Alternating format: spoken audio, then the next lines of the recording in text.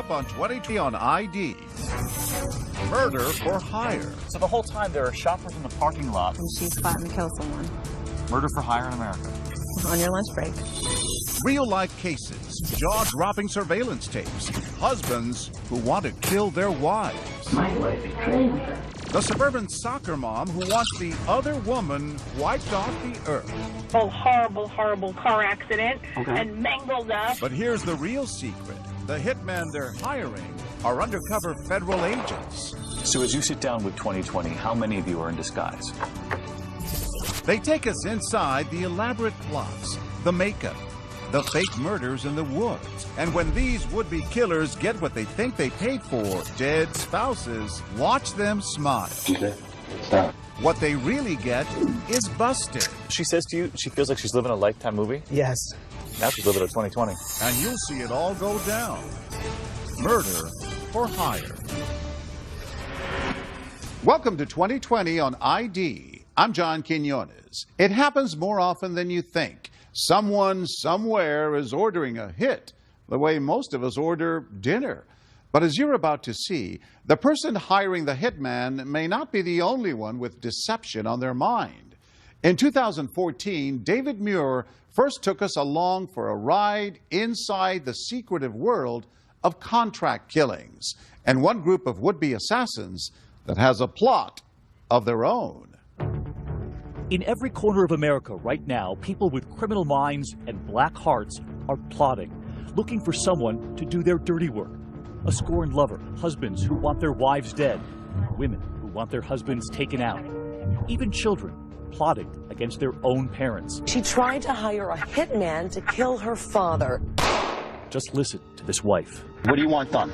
I want him more than hurt. No, I understand. You want him dead. Then there's this Massachusetts husband who wants it done, and quickly. I'm not playing any kind of games here. All I want is mission accomplished. We take care of business, and we go our separate ways. And the Michigan wife who wants her husband gone and doesn't care how ugly it gets, as long as it's not in the house. Because it would be messy in the house.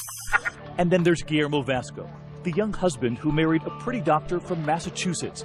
And what you're watching is the surveillance video of him about to hire a hitman to kill his wife. My wife betrayed me. I'm gonna make it look like she disappeared. He wants her killed and buried 10 feet under. How soon did he want her dead? As soon as possible. Do you want it to be painful or you want it done quick for her? It's your money. Yeah, I have to pay. Ken is the hitman hired by Guillermo. He's not the only one coming forward. A group of his comrades, all men hired to kill, boarding planes, getting into their cars, and on their way to sit down with 2020. But these men all have a secret. They're undercover federal agents with the ATF, posing as hitmen. They meet us at ATF headquarters in Washington, D.C., where we have makeup artists waiting. Have you ever done your makeup done before? Just this morning. That's okay. We'll fix it. They sit down to have their appearances completely changed. I'm feeling my feminine side now. Oh, there's nothing feminine about the brows I'm about to give you. You're not going to want to wear that out tonight. Prosthetic noses, cheeks, facial hair. The disguise is the only way they can truly reveal what it is they do. Jean Marie Laskus knows the stakes. She's reported on their hidden world for GQ. This is really extreme cop work, heroic cop work that the public does not know about. You got 30 minutes. Our clock rolls, and after more than 3 hours, they're ready. And we have never seen an entrance quite like this. Walking in to sit down with us. Gentlemen, good to see you. See you. Welcome. It's nice to meet you. The agents offer up first names only. Jose. Yes. And? I'm Lenny. Lenny. Your real name? Real name. Ken. Ken. Your real name? Yes. Your real hair? No. So just show of hands, how many of you are in a disguise today? All but one in disguise. Lenny, the only one no longer working undercover. Their appearances so transformed, so over the top, even these hardened agents are humored. I mean, when you look in the mirror with that getup, does it shock even you? Yes. Yes. But those are the stakes. Right. Did any of you send a photograph to your wife? I sent a photograph, yes. One agent tried to FaceTime with his wife and baby boy, right before our interview. He had this crazy look on his face like he didn't know who I was. Who's my daddy? Right, exactly. Yeah. As for Ken's wife... She said I was a cross between a biker and a lion. And while these disguises may look comical, the very real danger these men face is no laughing matter. Because you'll be back on the street tomorrow. Yes. What do they want in a good hitman? Well, someone's going to carry out the job. Someone more ruthless than them. Exactly. You know, just like you'd go to find a plumber to come to your house and fix a pipe, they're looking for an expert to take care of their problem. And these are dark people. These are dark-hearted people. But how do you find a hitman? I mean, you're not in the yellow pages. There's no phone number, no post on Craigslist. It's a business, like so many others, that thrives on referrals. Which brings us back to that husband, Guillermo Vasco, who, while behind bars, started asking around for a good hitman to kill his beautiful wife. But instead of wanting her killed quickly, Guillermo now tells Ken this. Slowly, and he wants her to suffer. He says that? Yes. And why? It turns out Guillermo Vasco came all the way from Ecuador to America to marry that wife, a Massachusetts doctor he'd met while she was visiting his country. They would have a baby together. But authorities say when the wife started to see behavior that worried her and wanted out of the marriage for good, he showed up at the door to win her back. So when she says, we're not getting back together... He kneeled down in front of her and out of nowhere took a piece of duct tape and put it right over her mouth and had a knife. And he said, you have to listen to me. Sergeant Sheila McDade says he attacks her, their 2-month-old baby, right there. He had a 5-gallon can of gasoline with him. And he said, this house is where all our problems started, and this house is where it's going to end. We're all going to die. We're going to go to heaven today. She wasn't supposed to get out of there alive. They were going to die that day. But she breaks free and escapes with her baby. Guillermo is arrested. Now sitting in prison a year after that arrest, and he is still working to kill her. She thought it was behind her, though, didn't she? Yeah, she thought that he's going to be put away for a long period of time. It's over, and here it is. You know, she can't escape it. You know, this guy's behind bars, and he's still trying to come at her. But when asking around for a good hitman, Guillermo makes a critical mistake, asking another inmate who turns out to be a snitch, tipping off authorities with the ATF. How do you get wind that he wants to hire this hitman? I had a confidential informant in the jail. Someone provided reliable information in the past for us. Initially, he wanted both the wife and the infant daughter killed. We developed a plan that we're going to have an undercover special agent pose as a hitman and go into the jail and meet with Vasco one-on-one, face-to-face. And that hitman is Ken, wearing a hidden camera sitting right across the table from Guillermo, as that husband pulls out a letter he'd written using a special code in case it ended up in the wrong hands. He talks about his wife as a dog and the infant as a puppy. So he's talking about his family as a couple of dogs. Yes, exactly. And he says the old dog is too old, won't be able to make the trip. Our friends and their dog, Nikki, we take this trip down there. Nikki is very old and she's sick. She wants to buy this trip. No, this is my wife. Okay. Okay. Right. So we need to put her to sleep. And that's code for kill my wife. Kill my wife. Yeah. And incredibly listen as he offers instructions right down to how he wants her buried. We can bury her out of Massachusetts. We'll be just perfect. Yeah, you know, it'll probably go north. Yeah. Because Maine, not many people up there. Lots of woods. Just make sure that be more than 10 feet down. So she doesn't show up again. And do not forget the cement. As long as I make her go away, then she's not going to show up again. Do you really want her in cement? To keep her down? Yeah. When somebody hires a hitman, they're looking for someone who's going to encourage the job, go along with it. Yes. If they say, you know, I want them, you know, the throat slit and buried over here, you get that conversation. You may throw out another idea, like, well, what do you think about this? You know, I'm a hitman. I have to have ideas. What do you think about putting her in the water, though? In the water, they disappear. You load her into those drums, you know, weight them down, get them down, they get eaten. There's not much left. I think I like that idea. Done. She'll be killed in the woods, stuffed into an old drum, and dumped at sea. Watch as the husband goes over pictures of the wife's house, where she's now raising their baby. And then he pulls out his own hand-drawn floor plan to help the hitman. And now, the money. What does he offer you? He offers me a rare coin collection, that he said was worth thousands of dollars. And this whole thing's being recorded. Yes. Outside those prison walls, Agent Matt O'Shaughnessy hears the plot, the payment, but it turns out he wants more. So you're about to take this much further? Yes. You won't believe who they're about to enlist for help. You approach his wife. To put her husband away for good. She wanted to nail her husband. She did. What they're about to do with that wife in the middle of the woods. You have got to see this when we come back.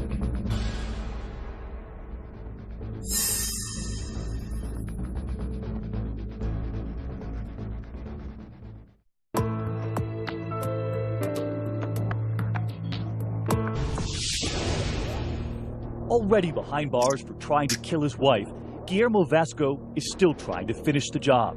He's hired a hitman, or so he thinks, to silence her for good. And he knows exactly how he wants it done. He wanted to suffer before she was killed, and he wanted to know the last thing she said before she died. So he didn't want this fast? No. He's going to pay for this murder with his coin collection. He wants her shot, stuffed into a barrel, dumped at sea. But he wants cement. He even brings up the Laci Peterson case, saying he doesn't want to make the same mistake as that guy, Scott Peterson. But I don't want to happen what happened with this guy. No, I know what you're talking about. He was an idiot. That's not how I do business. And I said, do I look like an amateur? I'm an expert. The body will never be found. But that hired gun, Ken, is actually working undercover for someone else, the ATF, along with Agent Matt O'Shaughnessy on the outside, about to pull the trigger on a plot of his own, even more colorful than Guillermo's. So you approach his wife? We did. And what do you ask her? I told her of the plan that her soon-to-be ex-husband wanted her killed. Was she surprised? Shocked. How long was it before she said, listen, I'm in, I'm going to help you? Within minutes. She wanted to nail her husband? She did. So what do you do? We had hired a movie makeup artist to make her up like she'd been shot. It's something straight out of the movies.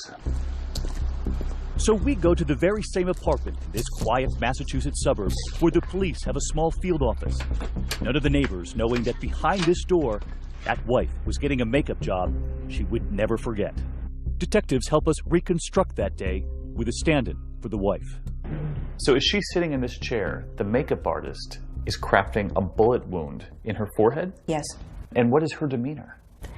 Very quiet, just kind of going along with everything. She knew what she was doing. She did know what she was doing, yes. She had to do it. She really had no choice. For the safety of herself and her child, she knew that she had to do it. With a lifelike bullet wound right in her forehead, fake bruises and scratches on her hands, Mrs. Vasco and Sergeant McDade drive to the woods for a scene straight out of a horror movie. Mrs. Vasco looking so graphic, they have her cover herself with a hood, afraid they would frighten the other drivers. She wore a hood Yeah. to cover up the makeup while you were driving. Yeah. Because people who looked in the car would think you're just beating her. Remember, Guillermo wants his wife murdered deep in the woods, which is right where they're headed. We came down here and walked down this path. So this was the area you had selected? Yes. So you bring her out here and you ask her to do what? Well, she was asked to lay in different positions. Again, they help us reconstruct the scene with that stand-in. To make it look like there had been a struggle. You actually took her shoe off? Yes. And mixed her in with the leaves? Mixed her in. And then she laid there and had her picture taken as if she had been killed. It was the performance of her life, but in the end, too close to home.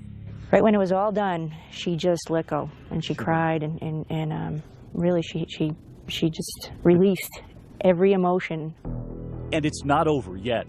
Now armed with those grisly photos of a dead wife, it's time for Ken to go undercover again as the hitman. So you've got these photographs now, and you're headed back to the jail. How realistic do these images look to you? Very realistic. I mean, it looks like this person was tortured, beaten, and murdered. Ken is now back at that prison, about to show Guillermo what he's done. And when you show those images to him? I tell him, well, listen, it's done. And here it is. And I slide a picture across the table and show it to him. And just watch right here, the smile beginning to appear on Guillermo's face. This sick grin comes across his face. No remorse, no nothing. It was just pure evil. It really was. It was joy and evil in his face. At the satisfaction knowing that she was dead. What did he say? He wanted to know that I let her know that this was for Guillermo. He wanted you to say that? Yes. This is for Guillermo? Yes. And I told him that's exactly what I did. And take a closer look right here as that husband casually looks at the photos of his dead wife. At one point, we hear him ask about the hole in her head. That 22 hole. Okay. How do you like to work? Speechless. He wanted to know if that was a bullet wound. Yes. He nodded in approval. That you'd shot her in the head. Yes. Okay, so this is a good day for you. Yeah. Brian, Well, everything's moving forward. Thank you. I made sure she realized it was from you. Thank you. I appreciate and you got right now my friendship.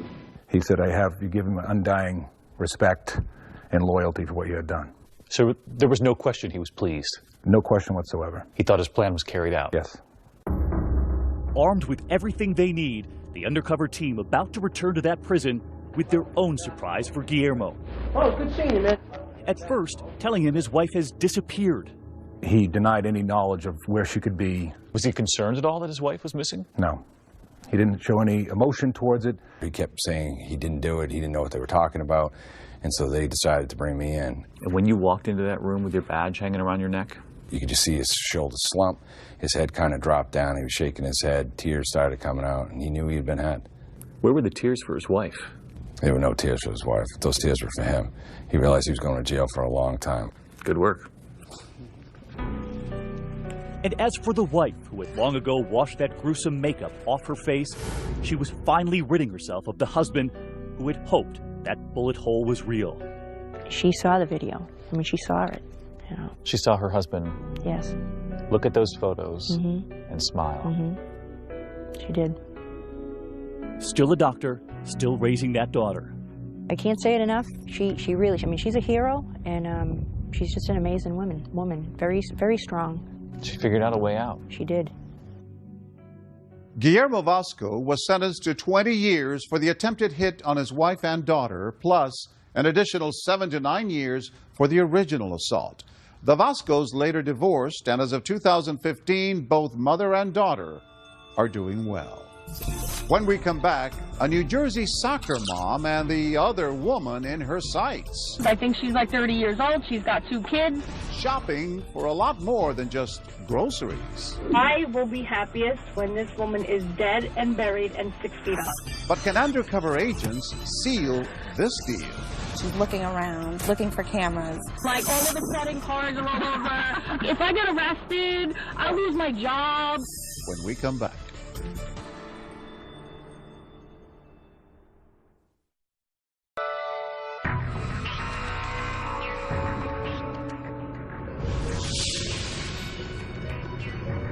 Across the Hudson River from New York City, the part of New Jersey known for neon and noir, the version of Jersey made famous by The Sopranos and the mob boss who called the shots.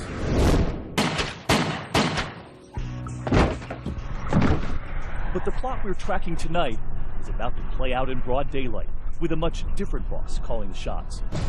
Right there on surveillance, that's Nicole Facenda, a suburban soccer mom and a scorned lover. Sitting in a supermarket parking lot, unsuspecting shoppers pushing their carts right past her.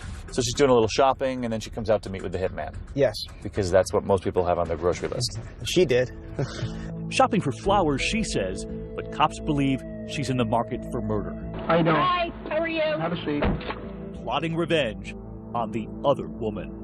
So what can get done? You could just make her disappear. You could, what can get done? All right, when you say disappear, like you want her out of this state, or you want to, you know? Like, so you're saying you could just go break her legs, or you could go do anything. And who is she trying to hire? You'll remember our hitmen, who are in fact undercover federal agents, who've agreed to sit down with us as a group.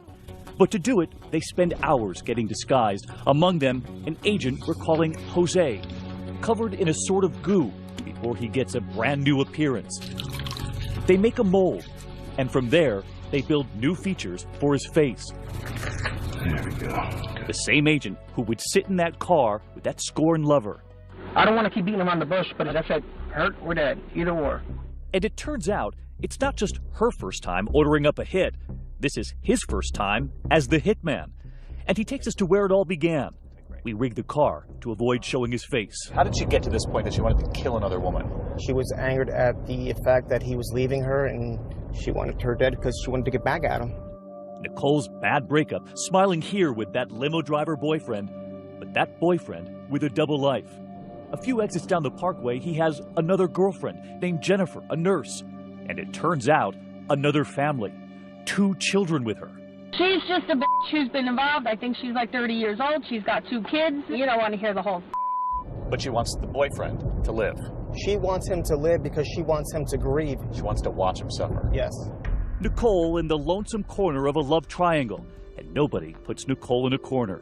A little grocery shopping, a little homicide. Just the cure for a broken heart. I've played every scenario through my head a million times. Do I want the car to go off the highway? Do I want someone to just come up and take her out? Do I want me to go into the house with my silencer and take them all out? Like, I go to sleep every night thinking. She goes to sleep at night wrestling with how to murder the other woman. But wide awake, just a few cars away in that supermarket parking lot, federal agents listening to her every word. Among them, Agent Angela Mullins. So she has no idea that as she's talking to the hitman, you're right here in the same parking lot listening to the whole thing. No clue. And what are you listening for? To show that she wants to carry this through. So you're listening to make sure that she really wants to kill this guy. Absolutely. For days, every secret meeting, every phone call, every text message intercepted.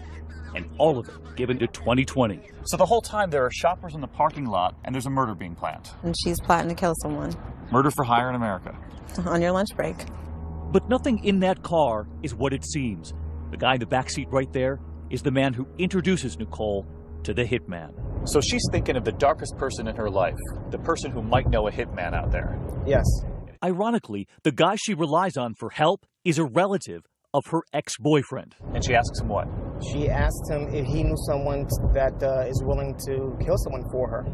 He knows right where to find her a hitman, because what she doesn't know is that he's long been an undercover informant for the feds.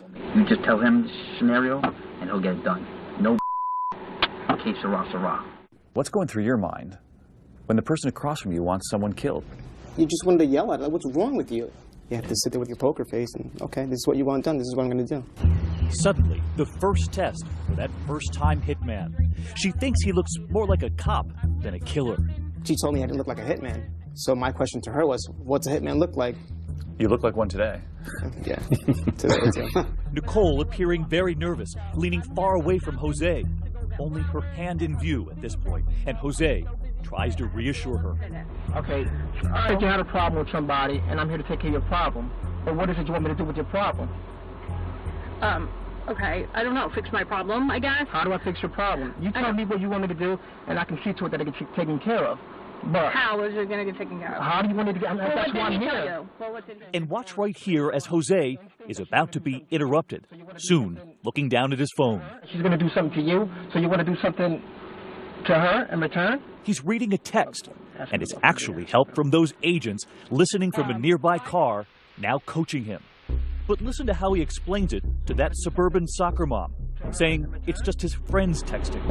Asking about the beer. And we listen in as Jose goes down his mental checklist, right here offering the standard hitman disclaimer, her out. You got to be serious about you know what I mean? Because once it's done, there's no turning back. You understand that?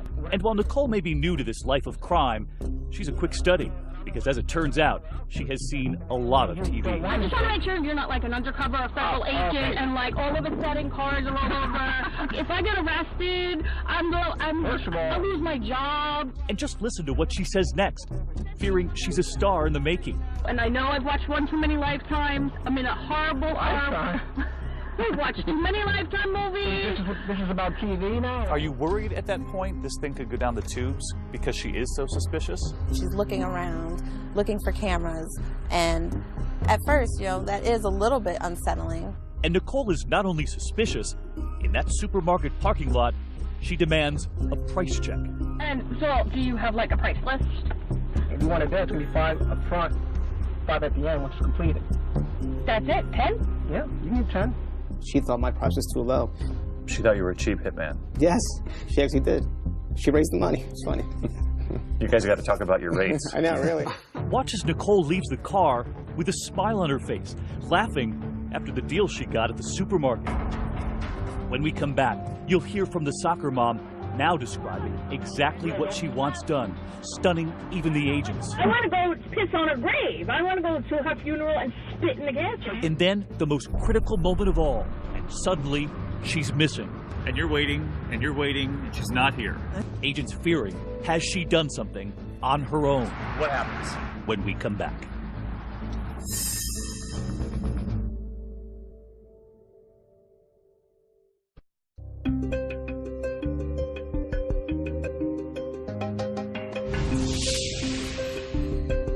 A sunny afternoon in broad daylight, and at the top of one shopper's list, the murder of the other woman.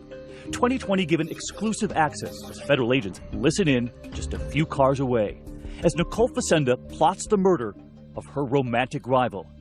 But so far, she's cautious and careful with her words. You know what I want. I want to be dressed in black. I'm not saying it. I'm not saying it.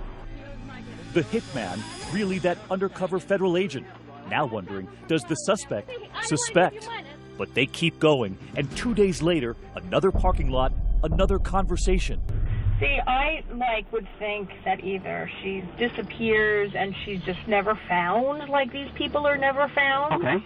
Like that would be one good thing. I wouldn't care if she was in a horrible, horrible, horrible car accident and mangled up, and you know, I don't care. Like gone. I want to go piss on her grave. I want to go to her funeral and spit in the gas tank. So you want to see her dead? Is that what you're saying? I will be happiest when this woman is dead and buried and 6 feet under. But Nicole is now digging her own grave.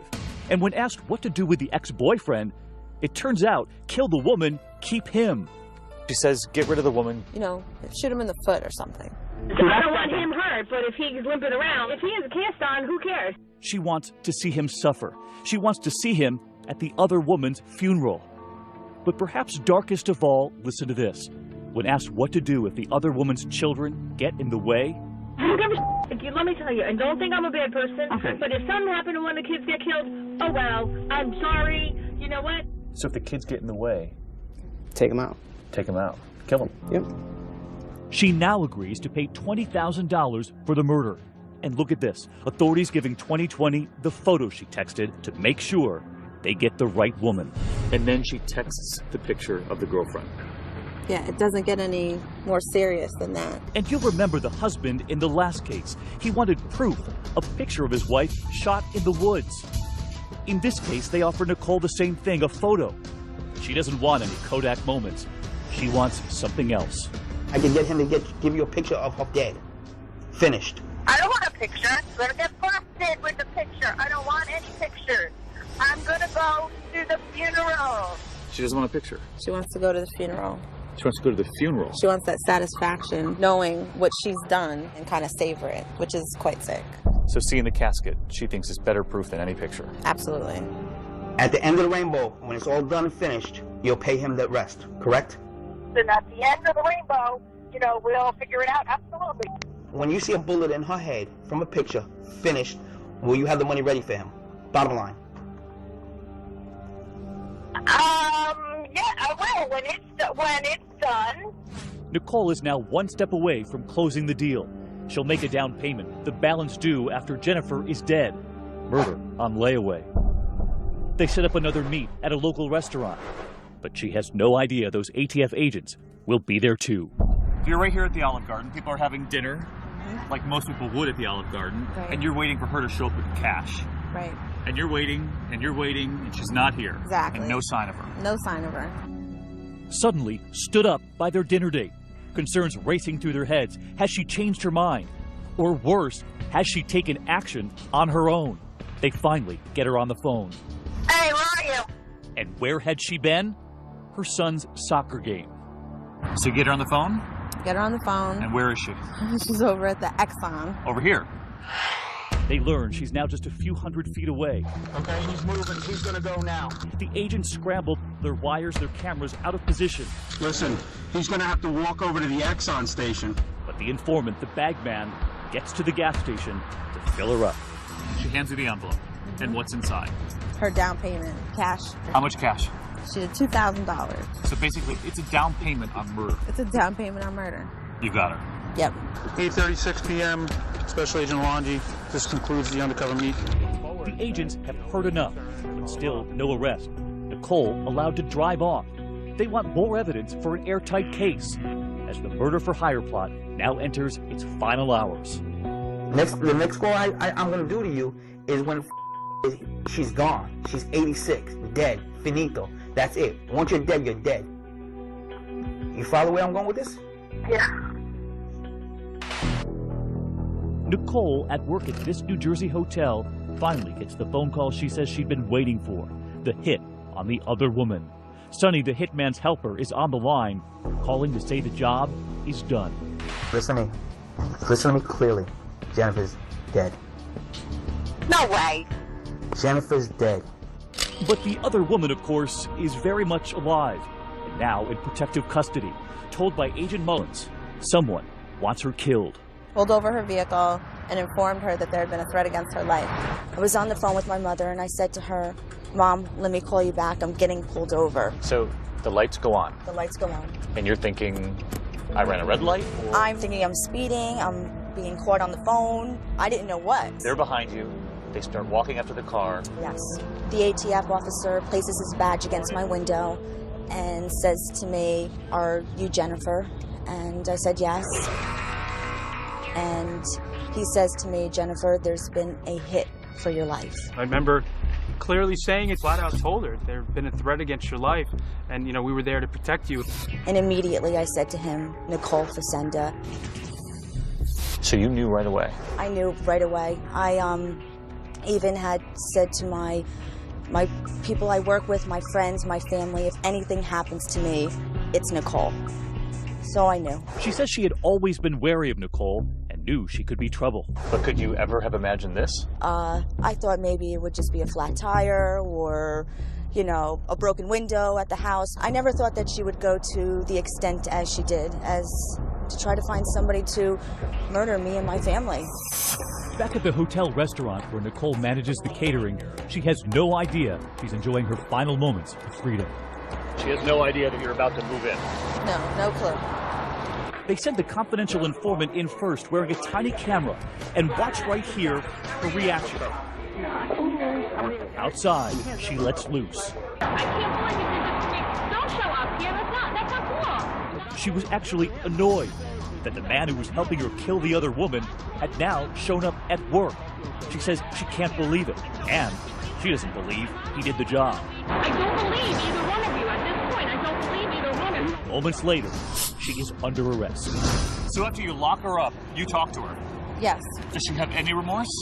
None at all. And the tears in the backseat of the police cruiser? Were they for the girl she tried to have murdered? They were only for herself. And from a federal prison in West Virginia, where that soccer mom is now serving 10 years after pleading guilty, she is reaching out to 2020 in an email accusing the feds of baiting her. I was at an emotional low point in my life, and they took advantage of that. She says, I am not and never have been a violent person. I was a woman destroyed by emotions, and I am paying for it dearly. She may claim that now, but agents say while awaiting trial, she tried to plot another hit on her romantic rival. Though Nicole denies it, it's a constant fear for Jennifer. All the time. All the time. Everywhere I go, I have to be worried or concerned that somebody is going to drive me off the road, or somebody is going to come to my door with a silencer, as she said she wanted to. I'm scared every day. Because you think she's still determined? Yes, I do.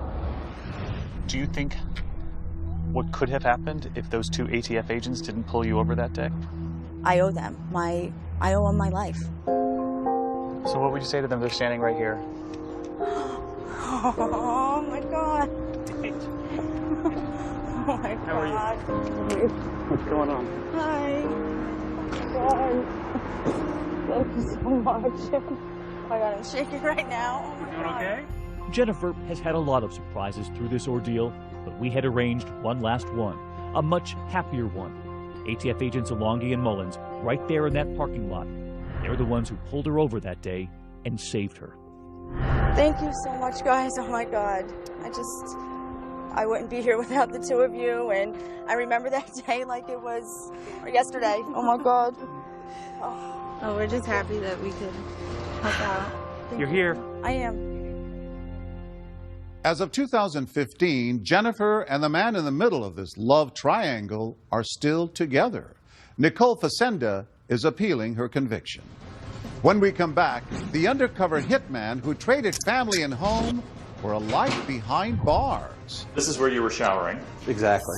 But when the lights go out and the security cameras go down, it could be his life on the line. So I'm in here without cover, without any backup. Stay with us.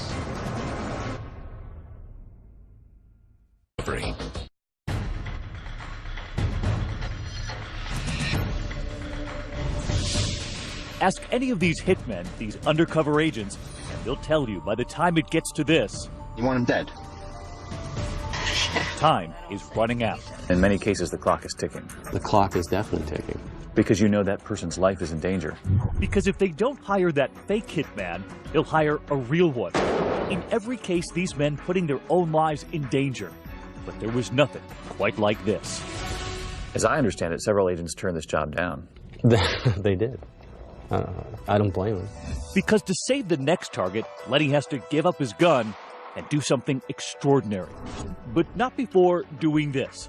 Trading life with his wife and 2 children at home, and instead moving in someplace else.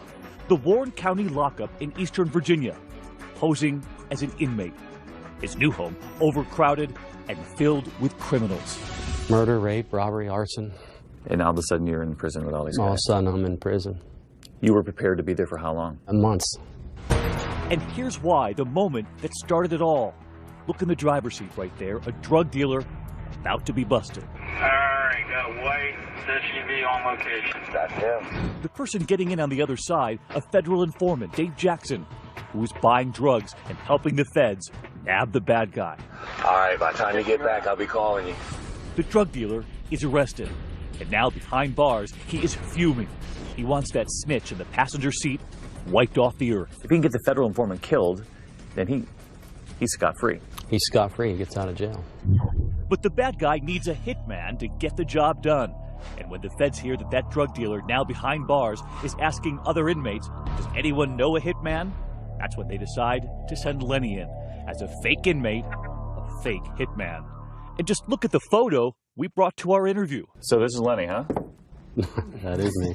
They laugh, but most wouldn't if they ran into someone who looked like this. His beard grown, wearing shackles, and wearing his new wardrobe. Just one of his new uniforms. Here, in his orange jumpsuit.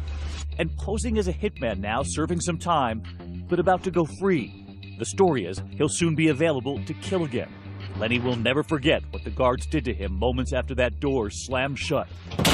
Because remember, even the guards don't know Lenny is not a criminal. As we were getting ready to do the strip search, that's when I thought, I didn't think this through. I didn't think this through. You didn't sign up for that. Yeah, I was like, I did not think this one through. 2020 going behind those walls, through the locked doors, straight to the cells, where Lenny was thrown in with the criminals. Do you still remember the moment you walked into this place? Yes, I do. What was going through your mind? As soon as that door closed behind me, I was in it to win it at that point. You booked him. I did book him. I mean, he was just normal. He was normal. A normal criminal. There is no bed for Lenny, and he has to steal a bunk from another inmate. So you had 40 or 50 inmates sharing the space with you. Exactly. You can hear the inmates just over the wall here. And you had to find your own bed? Yeah, I just had to displace somebody else and take their bed to make it mine. Displace somebody else? Right. I wanted to put on the aura of I'm a dangerous guy. I'm not someone to be messed with. And remember, Lenny is here because that drug dealer, somewhere in here, wants to hire a hitman. But Lenny knows in order to nab him, he must now live the life of an inmate. This is where you were showering. Exactly. So just give me an idea of where you're going to the bathroom. I'm using a communal toilet like this one right here. The toilet is right here on camera. Right here on camera. In front of everyone, including the security guards, watching on surveillance. Inside, we see some of the inmates have calendars scratched on the wall, crossing off the days until freedom. The whole time, Lenny wondering when his freedom will come. You're hoping you're not going to end up the little spoon in a weird situation. As a metaphor. Yeah, as a metaphor. But his worries soon replaced with adrenaline, because word comes that the bad guy, the drug dealer J.R. Hackley, now knows there's a hitman behind bars right there with him. And just listen to what he's been told about that hitman. This guy's got bodies hanging on him. This guy's got bodies hanging on him means means I've killed people in the past. And Hackley says? Hackley immediately contacts me. And what does he say? I need this guy taken out. Like, what do you mean by taken out? I need him gone forever. I need him, eliminated. And you're thinking? I'm thinking this is a home run. But in this high-stakes game, a sudden curveball. Because while all the guards and inmates believe Lenny is a real criminal, he knows the one thing protecting him are the surveillance cameras. But then a huge storm hits. Everything, every one of those cameras, knocked out. Suddenly these cameras go dark. So I'm in here without cover, without any backup. But incredibly, even in the dark, listen to how quickly things move. He meets the criminal, he plays the role of hitman, and he's hired for the job. How's he going to pay you? With a motorcycle. Within hours, the cover team now gets him out. And all that's left is the murder.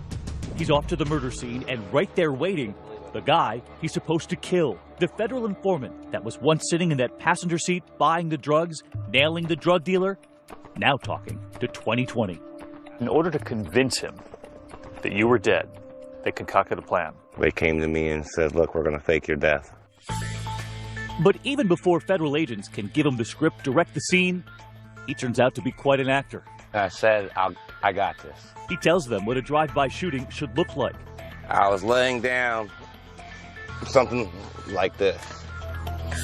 And this is the photo they took, proving the hitman had done his job. That snitch snuffed out.